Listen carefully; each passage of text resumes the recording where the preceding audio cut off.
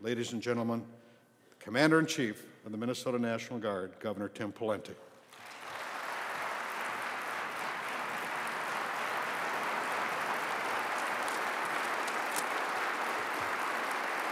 Thanks a lot. I appreciate it. Thank you. Thank you very much. Thank you.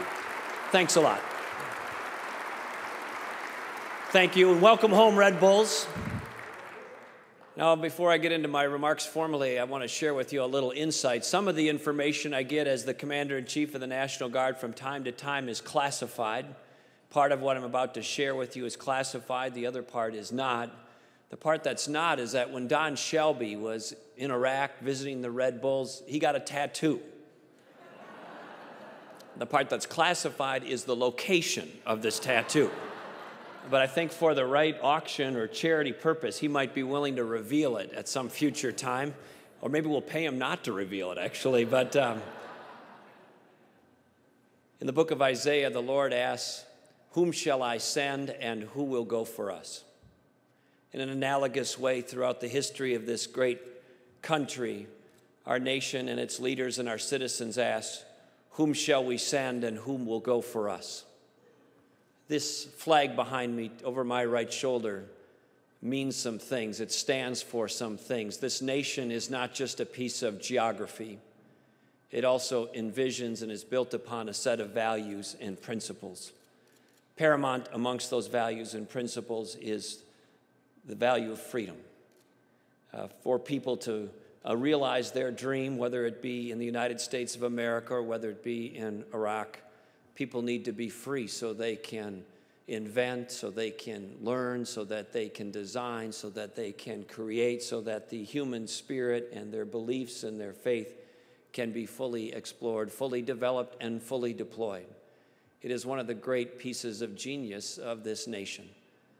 From time to time throughout our history and throughout human history, there are individuals, there are groups, there are nations who would like to use the threat or actual violence or intimidation or the threat of violence or intimidation to stifle or to suffocate freedom.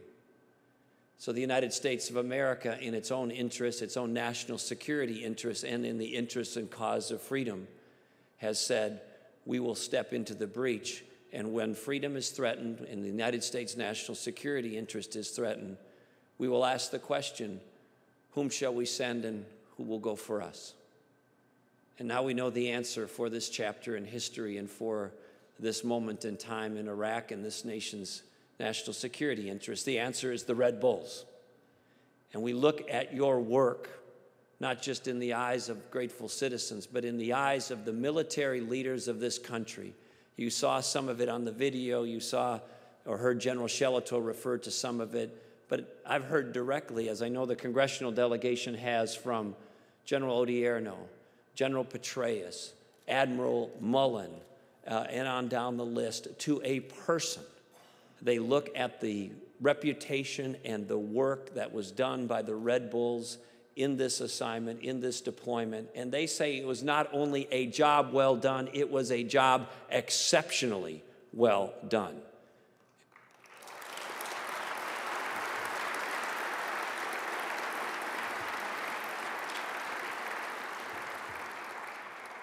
But we also know that these values, these principles, and the duty that you have given us and given our nation doesn't come without a price. And that can include things like being away from your family for a year or more. It can include being away from your job, from your hobbies, from your places of worship, from your civic involvement, from the activities that you love. And in the case of the fallen, they have individuals, all of them, who are willing to lay down their life for this cause. And 4 incredible Minnesotans paid that price during this deployment. And so to the families of the fallen who are here today, on behalf of this great state, again, we say to you, to each and every one of you, we are grateful. We will never forget. We remember and we understand in our words and we hope also in our deeds the need to make sure that we stay committed to you, not just now, but for the years and decades to come. Our words can never and deeds can never replace what you've lost. But we want to make sure that you know we will do all that we can to make sure that we are with you as you grapple with this sense of this loss and this mourning that you go through and continue to go through. We're grateful to each and every one of you. And lastly, I just want to say that Churchill said that never was so much owed by so many to so few. It's a very small percentage of our fellow American citizens who now actually serve in the United States military. The rest of us, though, also have a duty to make sure that we support in every way possible what you do. And so this is not a matter of politicians getting up and giving speeches at events like this. It's a matter of making sure that our deeds and our words match up, whether that be in the halls of Congress or the state capitol or city halls or in places of worship or in business organizations. All of us have an obligation and a responsibility to understand what's at stake, the importance of what you do, and to make sure that we support you in every way possible. In the video that started this ceremony, that great rap video that I understand was the work of some of the Red Bulls, one part towards the end says, "We will never quit and we will never accept defeat." And of course, that was excerpted from the Soldier's Creed. We will never quit and we will never accept defeat. That is a glimpse into the degree of commitment that these men and women have made to our state and to our nation. They are people of courage, of duty, of honor, of sacrifice, of patriotism, of strength, and they give us their all, including, if need be, laying down their life for us. It is incumbent upon the rest of us to make sure we give our all back. So today,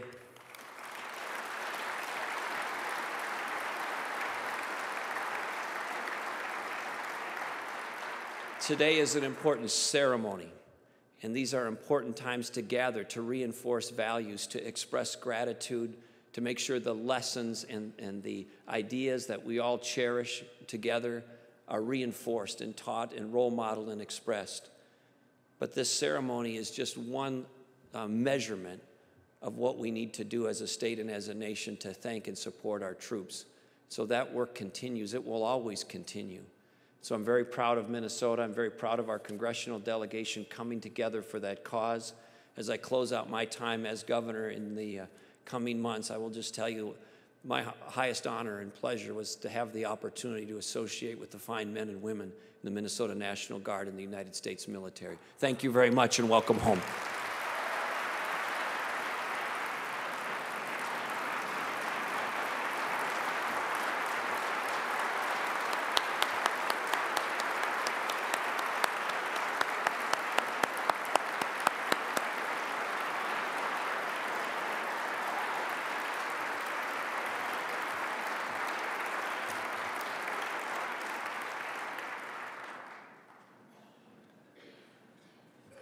I knew the governor would bring up my tattoo. We have known each other for an awfully long time, and I retire in a few months, 6 months, I think. And I look forward to that period of time when I can treat him as an equal. I'm sort of in his chain of command now. And I would just say this to you, Governor Pawlenty. Don't let that whole commander-in-chief thing go to your head, okay?